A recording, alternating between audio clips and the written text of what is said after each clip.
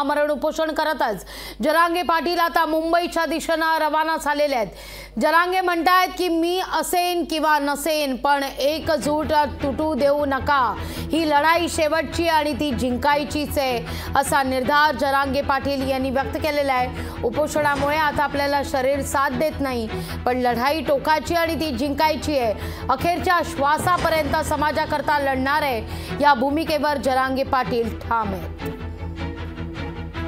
तर अंतरवाली सराटीतून आता जरांगे पाटील निघालेले आहेत। मुंबईच्या दिशेने मोठ्या प्रमाणावर मराठा समाज जरांगे पाटील यांच्या समवेत या मोर्चात सहभागी झालेला आहे। याच विषयी अधिक माहिती घेण्याकरता थेट जाऊया आपले प्रतिनिधी सचिन बडे यांच्याकडे। सचिन, एक मराठा लाख मराठा म्हणत मराठा समाज हा जरांगे पाटील यांच्या समवेत एकवटल्याचा पाहायला मिळत आहे। आता ही लढाई शेवटची आहे, घरात बसू नका, बाहेर पडा, मुंबईच्या दिशेने रवाना व्हा असं आवाहन जरांगे यांनी केलेलं होतं आणि या आवाहनाला मोठा प्रतिसाद मिळताना सुद्धा दिसतोय। लागवीच्या आपण म्हटल्याप्रमाणे मनोज जरांगे पाटील यांनी एक आवाहन केलेलं होतं। त्या आवाहनाला साथ देत नागरिकांची संख्या वाढत चाललेली आहे, आंदोलकांची संख्या देखील वाढत चाललेली आहे। बरेच जण असे आहेत की ते 4 चाक्यांमधून 3 चाक्यांमधून सुद्धा त्या आंदोलनामध्ये सहभागी झालेले आहेत। माझ्यासोबत सुद्धा काही मराठा आंदोलक आहेत, ते विविध ठिकाणाहून आलेले आहेत।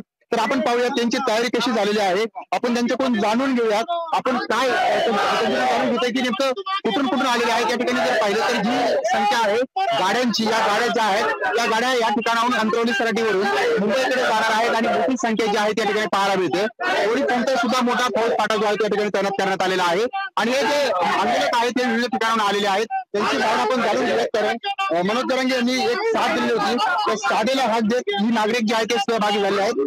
जाणून घेऊया त्यांच्या भावना, काय सांगाल, कुठून आले तुम्ही, कुठून आलात?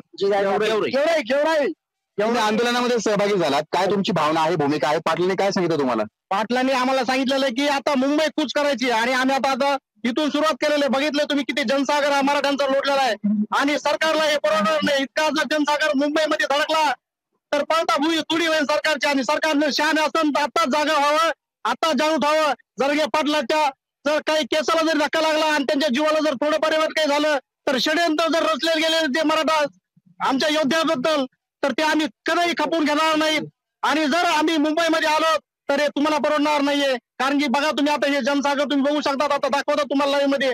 आता तर काहीच नाहीये, जसं जसं लोक जमा होतील, जसे जसे हे संख्या वाढेल तसं तसं संपूर्ण हायवे फुल होणार आहे आणि हे वादळ हे मुंबईमध्ये धडकणारच आहे। कारण की आमच्या मागण्या ह्या रास्ता येतं, ओबीसी करण आमचं झालं पाहिजे कारण की आमच्या कुणबी नोंदी सापडल्यात। 56 लाख सरकारने नोंदी आमच्या मुंबईला जायचंच निर्धार 100% जायचं। आम्ही पाटलाचा आदेश आहे, पाटलाचा आदेश सर्व प्रमाणे सर्व मराठाला प्रमाणे आम्हाला हे आदेश आहे मुंबईला जायचंच। म्हणजे काय सांगाल, तुम्ही सुद्धा सहभागी झालात, कुठून आलात आणि कुठे चाललात? आम्ही गेवराईवरून आलेलो आहे आणि आम्हाला पाटलांचे आदेश आहेत आणि त्या आदेशानुसार आम्ही जो रोज काय तुमच्या मीडियावर बघतो ते वेळोवेळी पाटलांचा गैरसमज करून पाटलाचे खोटे आश्वासन देऊन 7 महिन्यापासून तब्बल मराठा समाजावर अन्याय करत आहे सरकार। या सरकारच्या विरोधात आम्ही मुंबई आता टच करायला निघालेलो आहोत। तरी आम्हाला पाटलांनी शांतता आणि संयमाचं हे आमचं आंदोलन आहे। आम्ही कोणावर हिंसा काही करणार नाहीत आणि आमच्यावर कोणी हिंसा करायचा प्रयत्नही करू नये अशी आमची कळकळीची शासनाला विनंती आहे आणि आम्हाला पूर्ण शासनाने कुणबी समाजामध्ये समावेश करून ओबीसी सर्टिफिकेट आमच्या सर्व मराठा बांधवांना द्यावा ही आमची विनंती आहे। नक्कीच तुम्ही विनंती करता सरकारला। आपण या ठिकाणी पाहता एक दादा आहे, त्याच्यासोबत एक छोटीशी मुलगी आहे।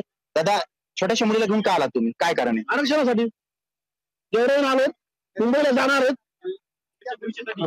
मुलीच्या भविष्यासाठी। हा मराठा समाज ओबीसीच्या आरक्षणासाठी मुळावर नाही पण काही समाजाचे कंटक हे मराठा समाज दिवशी आहे असं दाखवतात।